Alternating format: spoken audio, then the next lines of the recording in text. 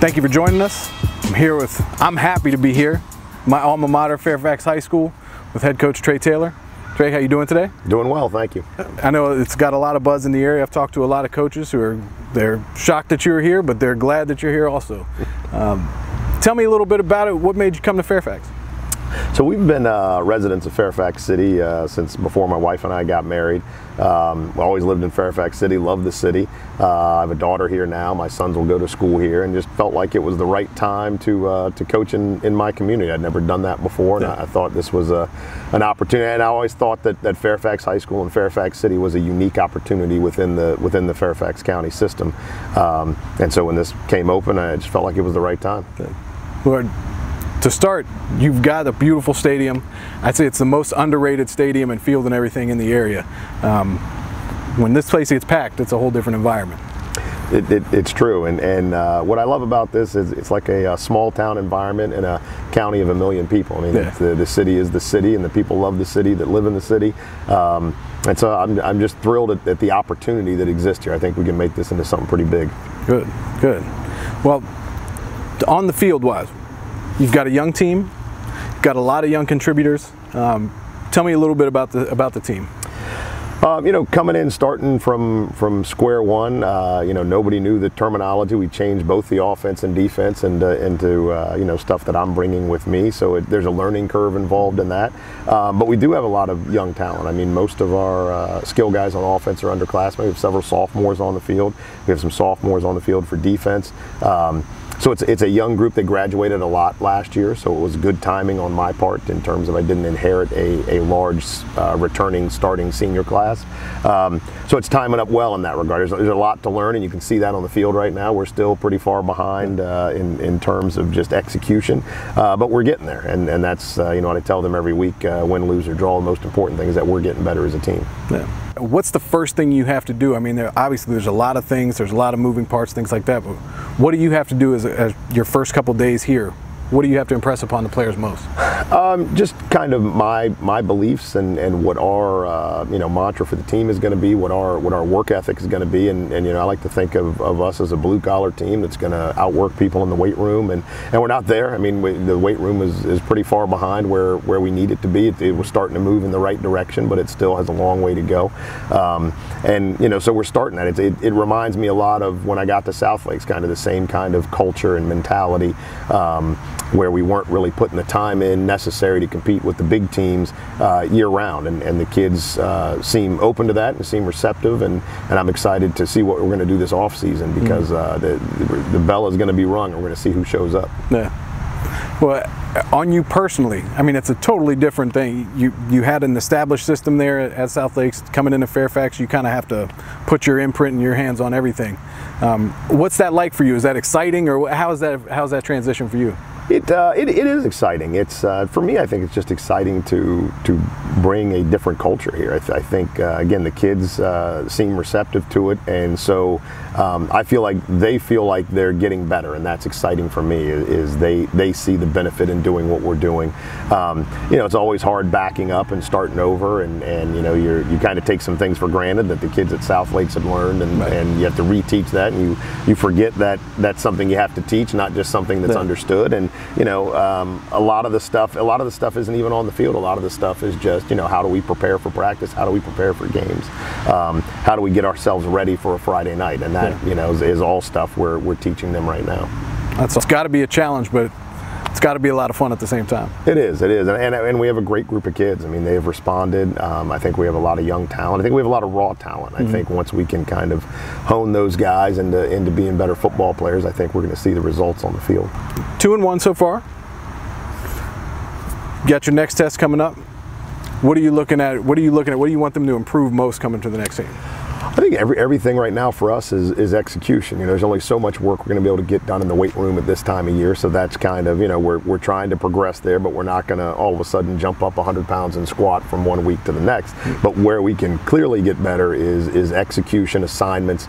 You look at our game last week, we we won, but we played poorly. We had 3 turnovers. We made lots of mental errors, made some alignment errors in defense, and so that's all I'm looking for week to week is. And I've told the kids I'm not concerned with wins and losses. What I'm concerned with is that we continue to get better and we work to perform at the level we're capable of. Because when we can perform at that level, the wins will take care of themselves. But until we get there, it doesn't matter. Well, I'm glad you said that, because I saw a play on Saturday where there was an incomplete pass, but you still called a timeout and had the guys come over because you want to talk to them about how they were set on defense.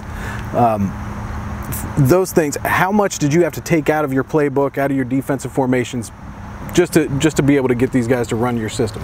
We had to really strip it back down to bare bones, and because of when I was hired, we didn't have time for the green days. We had exactly 2 green days before practice started.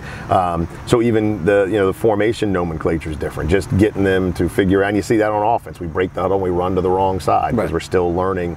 And we've been repping it like crazy in practice, but it just takes time. We ask them to remember a lot in terms of formations.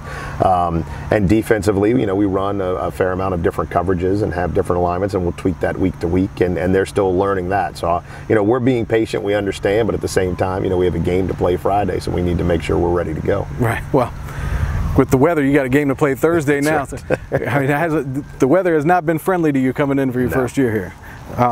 What is that like, that transition, when you got to have things, when you got to move games and things like that? How's that on a coach? It's tough because football coaches especially are driven to do the same thing, repetition. You got the same deal you do every week, right. And so it makes it tougher when you move a game up, and especially when you move a game up after Monday to Wednesday. Now you got to compress 3 days of practice into 2. Right. So it's difficult, but at the same time, I see it as a valuable teaching tool for these kids because we always talk about it. Doesn't matter what gets thrown at you. You have to step up and respond and go play. And so whether the game is Wednesday or Saturday or Thursday or whatever, we have to adjust and we have to be ready, and there are no excuses about why you're not ready. Right. You're in Fairfax City now. There's a lot of places. There's a lot of places around here. I'm a food guy. There's a lot of places around here to eat. What's the game day meal in Fairfax? Actually, game day meal is our local Glory Days here. Takes care of us, and Thomas Fink over there does a great job. Feeds all the kids before the game, and the kids love it. They haven't had that here before, and it's been great for us, and it's an opportunity for us to sit down as a team and kind of bond before we go out there on the field on Friday night. Awesome. You got a lot of games left. As far as where you were before the season started, how are you as far as your expectations? How are you with the team as they're progressing? I think we're about where I thought we would be. I think one of the big things for us is assessing the players, and even a lot of the coaches. Several of them were here last year, but several of them were going to be new this year also. So it's not like it's a group that knew these kids since they were freshmen and that right. kind of stuff. So we started game 1 with a different kid at running back, and then we felt like that wasn't working out, so we moved somebody else. So a lot of it is still trial and error, and we're moving guys. We just made another move this week. Took a kid that had been playing somewhere on defense and have moved him to another spot because we feel like that's probably a better fit for him. So that's one of our challenges right now, is we're still going through the process of figuring out who are the best guys in the best spots, and sometimes it's hard to determine that in practice because it's hard to get those varsity versus varsity reps. So every week for us is a big learning experience, and we're not afraid to make changes and try and do what's best for the team.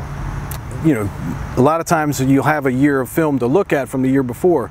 With such a young team, how much film could you look at from last year to evaluate the guys on the field? Well, the film was there, but you're right. A lot of it was kids playing JV, but then even within that, they're 2 completely different systems. Right. So what an outside backer was doing in last year's defense is different than what we want the outside backer to do now. So you can kind of project a little bit, but it's hard to do until you really just see them get on the field. And also part of it is how well can they learn this new system? They could, especially a senior who's on his way out, can he learn that in that short period of time? Right. And be able to contribute on the field, whereas a younger guy, you can be a little more patient because they have more time to learn it and play within the system the following year. Well, it's not just a change for the players, but for the other coaches too. How's that transition for them been, learning the new offense, learning the new defense, things like that? It's tough like it is for the kids, and like the kids have school, the coaches have jobs and everything else. So again, we didn't have all summer to have the staff meetings and go over everything, so a lot of it's been learning on the fly. A lot of it has been, hey, I saw you doing this, we need to adjust it this way. But they've been great. They're very responsive to everything, and they've been very open to the changes, and both the kids and coaches are what's making it work right now. We talked about the players, we talked about the coaches, we talked about it, how it is for you. How's the community been responding to you as coming in as coach? Community been great, and it's kind of what I anticipated in that. You know, it's viewed as a city school. I stopped for breakfast on the way in. I'm standing there waiting for my sandwich, and the guy's asking me, you know, what happened in the game last week, right. and I love that about this area. Again, part of the reason I'm here is I felt like this was a small town school in a big area, and it's been exactly what I expected. The community support is great. The kids in the school are excited. They're, you know, that first game, home game, they packed the stands, even though we didn't perform as we had hoped to. But it wasn't a bunch of negativity afterwards. I think they're just excited at the opportunity, and they're excited and hopeful that we'll get things going in the right direction. On Saturday, you had an interesting member of your chain gang. So, Nancy Melnick, the DSA here, she was all over the chains over there. She wanted me to get camera shots of her. I told her I didn't know if I could do that for her.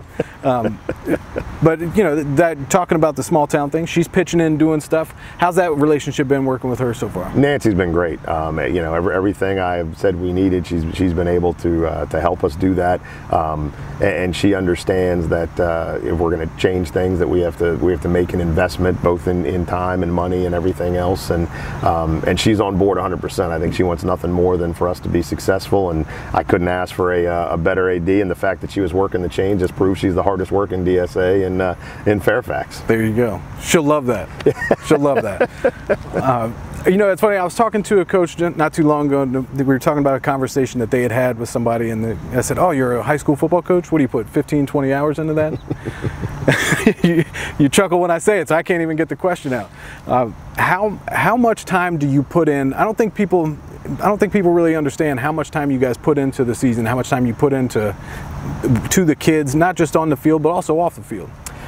It's nonstop. I mean, really, you're on call 24 hours a day. You're responding to kids at all hours of night to message you for various things and you know, concerns or positives, or I forgot this, I lost this, right. Whatever. Not to mention the game planning aspect of things. Not to mention taking care of communicating with the parents and the community and those business relationships and everything else. And it's you know, football season's a different time of year. You know, I know in my house, my wife steps up and takes care of our 3 kids and gets them all to practice and does all those things that I can't help right. with. It really is, it takes a village to be able to coach during the fall, because you spend every waking hour somehow doing something related to that football team, and it's tough on everybody, but you know, hopefully the rewards are worth it in the end, and then you're out there having success and the kids are enjoying it, and you're making a positive influence on their lives. And your honey-do list seems to shrink a little bit during the fall? Well, it shrinks a little bit, and it just gets moved to the winter time. So when I come out of football, there are a lot of things that need to be done. But yeah, you kind of put your regular life on hold, and it's tough to do without people that understand that and can support you. Right. Well, again, I thank you so much. This place is a beautiful place to watch a game, so more people should get out here and check it out. Absolutely. Thank you very much, and we'll see you soon. Appreciate it. Thank you.